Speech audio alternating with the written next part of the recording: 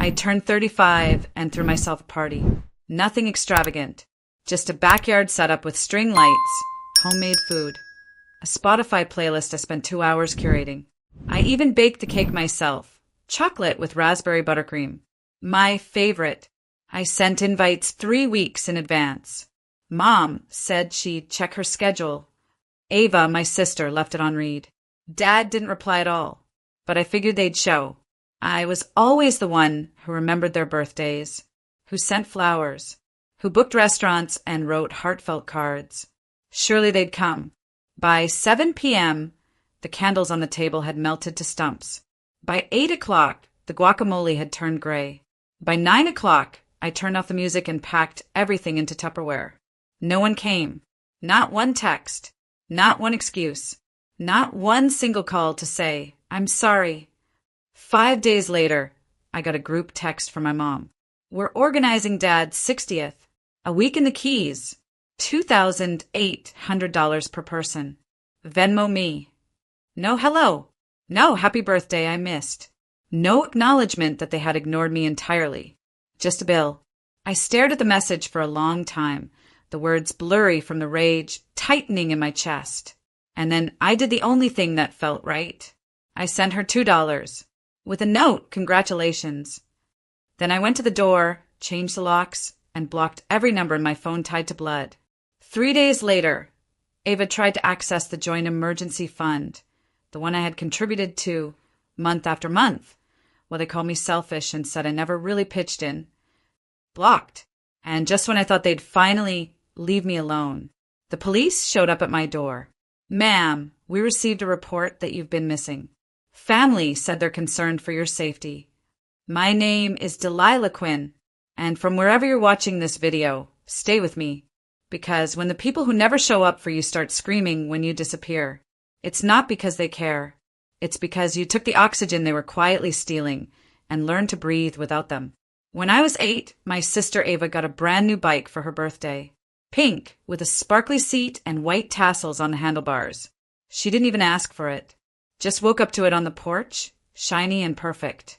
That same year, I got a second-hand set of colored pencils for mine. Half of them already used, most of them broken. Mom smiled when I opened them. You're the creative one, she said. Ava's more into sports. And that was the beginning. Ava was celebrated. I was functional. She got praise, attention, extra dessert. I got told I was so mature for my age, which in our house was just code for we expect you to understand things that hurt. By high school, Ava was skipping classes and hosting sleepovers that left the kitchen trashed. I was holding straight as and washing dishes without being asked. When she crashed Dad's car, they blamed the rain. When I missed curfew by 10 minutes because of a late bus, I was grounded for a week. Still, I kept showing up. Every holiday, every family dinner, every birthday, armed with gifts and patience and just enough hope that maybe this time they'd treat me like I mattered. Instead, I got used to hearing the same phrases on loop. Don't take it personally. She's just going through a phase. You'll understand someday. But someday never came. At 28, I loaned Ava $5,000 to get her through a rough patch. I never saw it again. At 31, I took care of Mom after her surgery. Changed bandages, cleaned the house, handled insurance paperwork. Ava came by once, for 20 minutes, left with a selfie and a story to tell her friends about how emotionally draining caregiving is. Still, they thanked her first in the group text. And me? You've always been the reliable one. Like that was love. When I planned my 35th birthday party, I knew better than to expect anything extravagant. But I thought maybe they'd show up. Turns out, I was still waiting to be seen by people who had made an art out of pretending I wasn't standing right in front of them. That night, after no one came, I sat on my porch staring at the flickering candles, and the only thing I could think was, how many more years will I waste hoping this time is different? I didn't know it yet, but I had already asked my last question of them. The next one would come in the form of silence, and that would be my first real answer.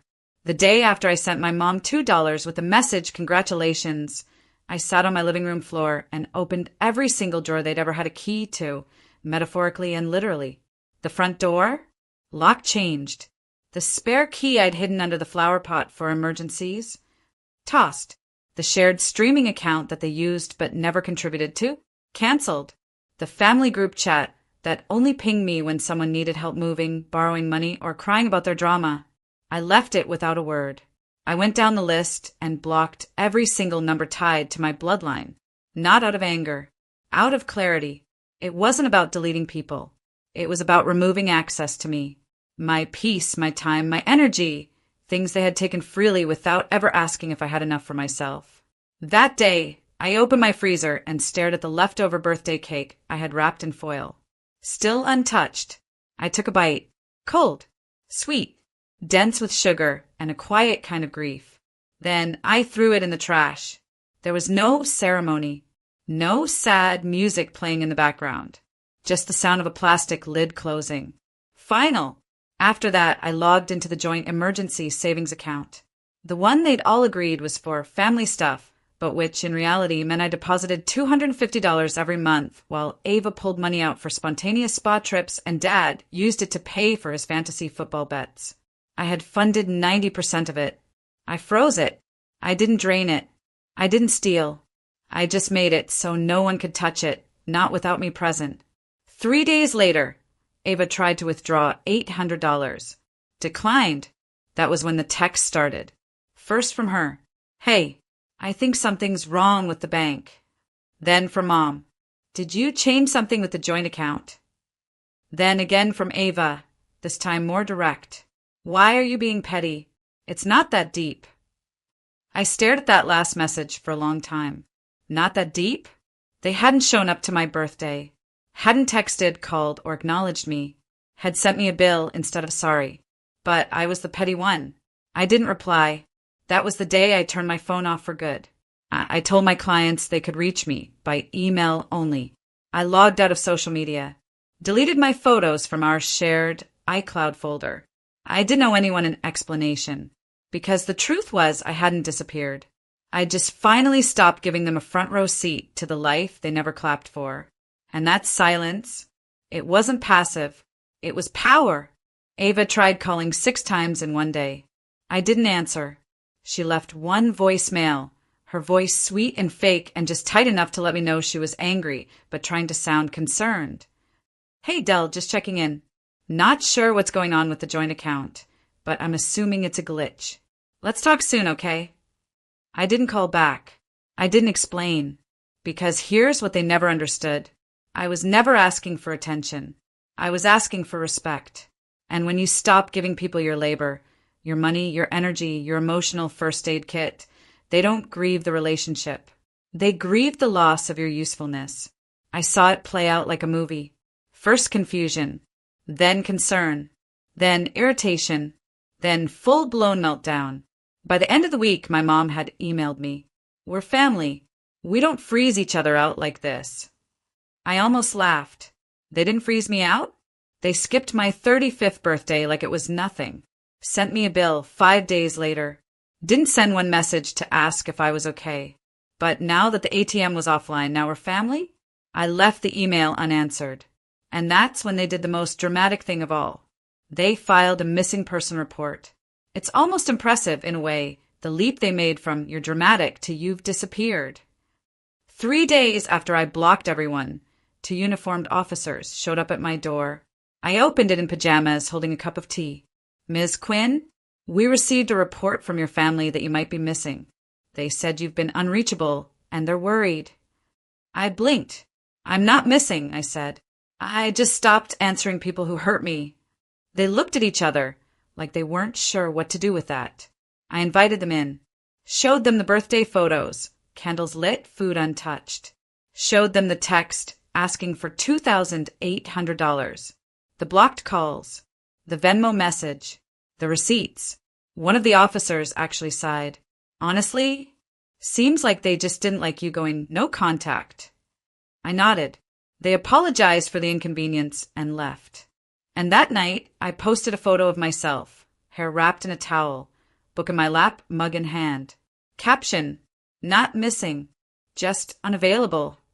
No names, no drama, no hashtags, but I know they saw it because silence may be invisible, but its weight, it's unforgettable. After the police left, I sat in complete silence. Not the awkward kind, not the kind that makes your skin itch with loneliness. This silence felt earned, like peace that had been waiting its turn for years. The officers had left with their little notepad and polite nods. They hadn't treated me like a threat, just another adult who decided to set boundaries, which, imagine that, is not a crime. Still, I couldn't shake the absurdity. They reported me missing. No calls on my birthday. No knock on my door the day after. But the second I stopped being useful, I was suddenly lost. It wasn't concern. It was control dressed up in panic. The only thing missing was their ability to reach me, and that I was not returning. That same night, Ava posted on her Instagram story, not directly about me, but I know shade when I see it. Some people disappear and think it makes them mysterious, but mostly it makes them selfish. A beach selfie followed. Caption, #family first. Funny how the people who preach family first are always the ones who think that means you come last.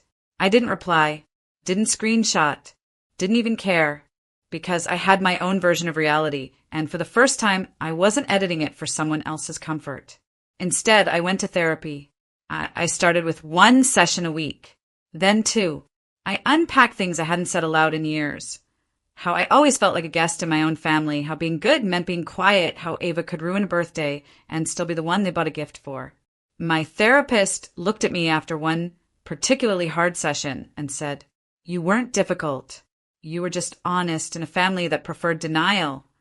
That sentence stayed with me. I started writing it on sticky notes and putting them on my fridge, my mirror, my laptop. It became my anthem. I wasn't missing. I was done. Done begging for crumbs. Done interpreting silence as something I had to fix. Done playing the reliable daughter while they took until I disappeared into the background. And here's the best part. The more they panicked, the calmer I became. Because I realized the only thing they missed was the version of me they could guilt into staying. Now that she was gone, they had nothing left to manipulate. Just their own echo. Without me, they started slipping. Quietly, then all at once. I didn't see it firsthand, of course. I wasn't there, but word got around. People talk, especially when the person they used to lean on suddenly goes silent. It started with Ava. She tried to book the $2,800 birthday trip without consulting anyone. My mother assumed I'd be contributing as always. When I didn't, they were short. Hotels got downgraded. The surprise yacht dinner became a lakeside rental with boxed wine and plastic cutlery. The cracks were subtle at first. Small jabs, muttered complaints. But I wasn't there to mediate. And that's when the blaming started. Ava accused Mom of managing everything poorly. Mom snapped back, said Ava was just like her father. Dad, the quiet coward he always was, walked out halfway through dinner and didn't return till midnight. I heard all this from a distant cousin who called me out of nowhere. "Delilah, are you okay? It's a mess over here without you." That one sentence did something I didn't expect. It didn't make me feel guilty. It made me feel seen. Because all those years I was called dramatic, selfish, overreactive. The truth was, I'd been holding the whole damn house together with quiet sacrifices. And now that I'd stopped, the weight fell exactly where it belonged. They tried to act like I was invisible, replaceable. But when the glue disappears, things don't bend. They break. Meanwhile, I started breathing again. Real breathing. Deep in the lungs, into the belly, no tightness in my chest kind of breathing. I went to therapy twice a week. Started writing again. Took long walks at sunset. Phone on Do Not Disturb, not because I was avoiding anyone, but because no one left was worth answering. I launched a small design business from my guest room. Named it after a phrase my grandmother used to say, "Build soft, live loud." Clients started pouring in. Reviews were kind. Payments came on time. And best of all, no one in my inbox was asking me to fix a family mess I didn't make. I laughed more. I slept deeper. I remembered what my actual laugh sounded like, not the one I used to soften the room, the one I weaponized to keep peace. This one was real. And for the first time in my life, I didn't owe anyone an explanation for my joy. I wasn't missing from their world. They had just never imagined a version of me where I stopped asking for scraps and started building banquets. I was still here, still alive, still thriving, just no longer available to hold up a collapsing house I didn't set on fire. It was a Wednesday night when I wrote the letter. No dramatic music playing. No thunderstorm in the background. Just me, barefoot in sweatpants, glass of wine on the table, and an ache in my chest I hadn't fully named yet. I didn't plan to write it. It just came out like a purge, like something waiting behind my ribs for too long. The first line was simple. This is everything I never said out loud. Then came the flood. I wrote about the birthday party no one showed up for, about sitting at that table alone while the candles burned down and the cake went untouched, about waiting, still waiting for someone to text, "I'm sorry." I wrote about Ava, how I used to envy her, not for the attention, but for how easily love was given to her, how she never had to ask for softness, how even when she hurt people, someone swept in to protect her. Meanwhile, I was the one sweeping. I wrote about my mom, how her silence always cut louder than words, how her coldness trained me to think that withholding affection was normal, that love had to be earned by being useful. I wrote about my dad, how he watched all of it and said nothing, and how silence from a father feels like being erased in slow motion. And then I wrote about myself, the version of me they thought they knew, the strong one, the quiet one, the one who never needed anything, the one who handled it. And how all that strength they praised, it was survival, not choice. I told them I forgave them, but not for them, for me. Because forgiveness, I've learned, isn't letting someone off the hook. It's realizing you don't have to carry the weight anymore. When I finished, the letter was 5 pages long, my handwriting a little shaky, the ink smudged in a few places. I folded it, didn't read it back, didn't proofread, didn't pause to decide if it made sense. Then I walked outside to backyard, lit a small fire in the pit, and dropped the pages in one by one. They curled at the corners, blackened, disappeared into ash.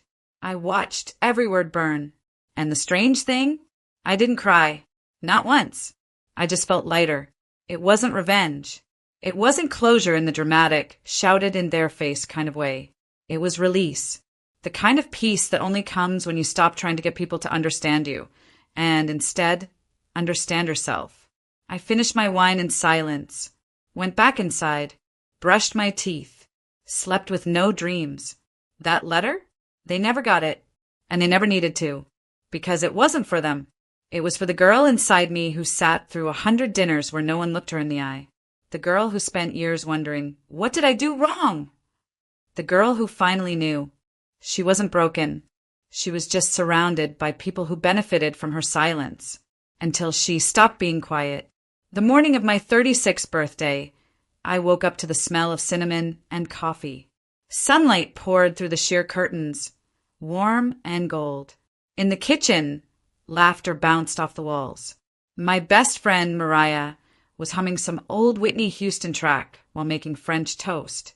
There were tulips in a vase I didn't remember placing there. It was soft, quiet, real, and it was mine, not a grand hotel, not a $2,800 island trip with fake smiles and matching polo shirts. Just joy that didn't need a price tag. At the table were people who showed up, not for optics, not for obligation, but because they loved me in the steady, sacred way I used to beg for from my family. Mariah, my coworker Jenna, and her wife. Isaac, my neighbor, who brought a bottle of wine and a loaf of banana bread with happy birthday carved into the top in chocolate chips. We ate, passed plates, made dumb jokes, and nobody checked their phone mid-conversation. At one point, someone said, "Delilah, you've got the calmest energy I've ever felt." And I smiled, because calm didn't used to be my story. I used to be tension wrapped in skin. The fixer, the good daughter, the second option. I used to wake up every birthday, wondering if they'd remember. If maybe this year, the cake wouldn't feel like an apology for something I didn't do. Now, I didn't wonder anymore, because I wasn't waiting for anyone to see me. I saw myself. After brunch, I curled up by the window with my journal. Not to vent, not to explain, just to remember.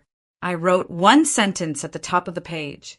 They thought I disappeared, But really, I just stopped showing up for people who never showed up for me. That wasn't bitterness. It wasn't even sadness. It was truth. And truth is heavier than grief. But it holds you more honestly. They had told the world I was missing, painted me as unwell, unstable, distant. But I wasn't missing. I was unavailable to manipulation, to guilt, to being used up like a spare battery in the junk drawer. What they missed wasn't me. It was the version of me that absorbed their chaos, paid the bills they forgot, showed up to parties I wasn't invited to, and clapped for people who never clapped back. They missed their free labor. They missed their scapegoat. They missed the glue. But me? I didn't miss them. Because what I've learned is that peace isn't something you earn by being small enough to fit into other people's comfort zones. Peace is something you claim and protect and build walls around when necessary. That night, I lit one candle for myself. No cake, no singing, just me on my balcony under the stars, wrapped in a blanket of my own making. And as I watched the flame flicker, I whispered to no one, "Happy birthday, Delilah. You made